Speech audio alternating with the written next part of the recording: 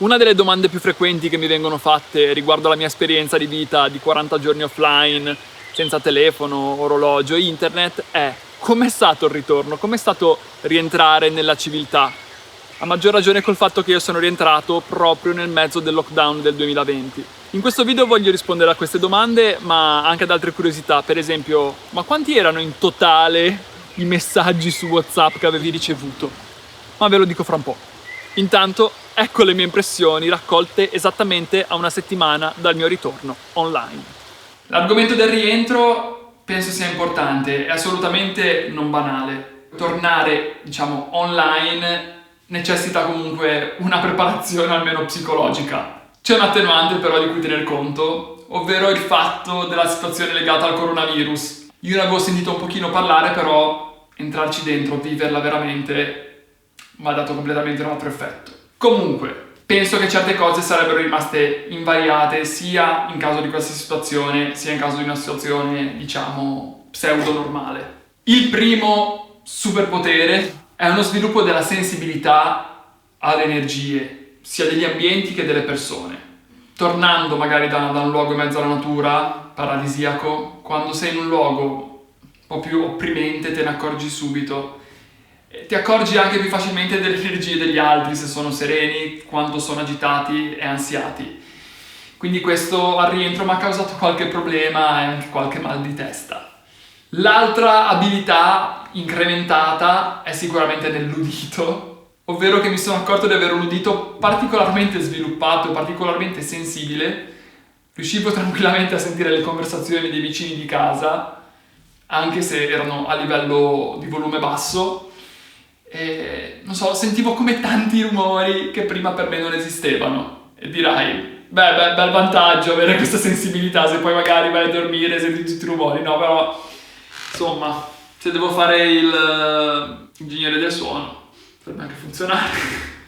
Altro aspetto importante è quello del riordinare, di fare ordine sul computer, fare ordine in casa, in dispensa, buttare via alcuni oggetti che tenevo, ma mi davano veramente una cattiva vibrazione, E quando vado a dormire mi sveglio sempre più o meno intorno all'orario in cui mi svegliavo quando ero su, durante i 40 giorni. Forse anche un po' il ciclo naturale degli animali e degli esseri umani che vivono una vita in sincronia con la natura.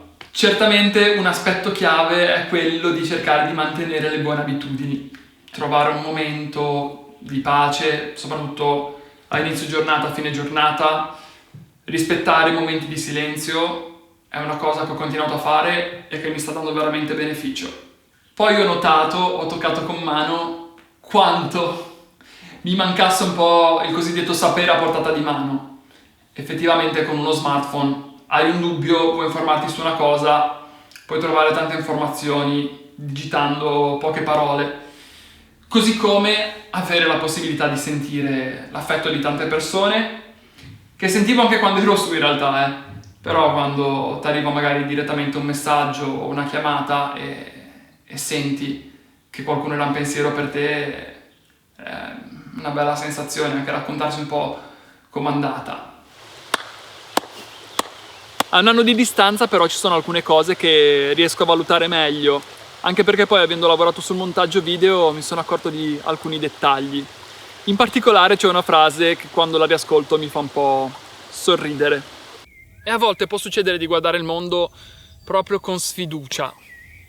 Ma io credo che si possa anche cambiare, si può cambiare meglio. Se ognuno fa la sua parte lo cambiamo, sicuro. Probabilmente sta già cambiando e meglio, non lo so. Lo scoprirò meglio quando tornerò giù a valle. Sicuramente un dato di fatto è che l'intelligenza artificiale sta crescendo enormemente. E lo vediamo in tantissimi campi di applicazione. Ma l'intelligenza naturale, l'intelligenza umana, come se la passa?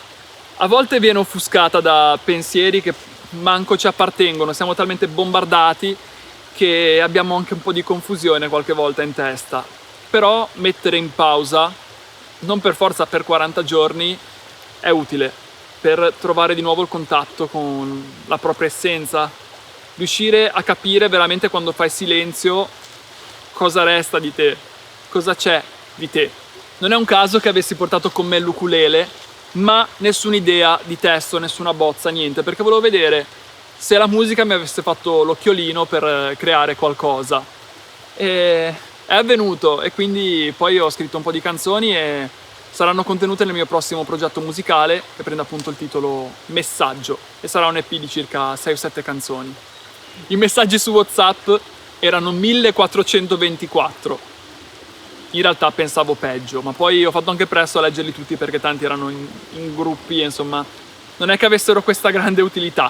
Una cosa però certamente che mi è parsa chiara dopo questa esperienza è che essere padroni del proprio tempo è una ricchezza enorme e io non voglio far dettare la mia vita a un algoritmo. Penso sia più giusto andare al proprio ritmo. Comunque, questo è quello che ho capito io. Chissà cosa potresti capire tu.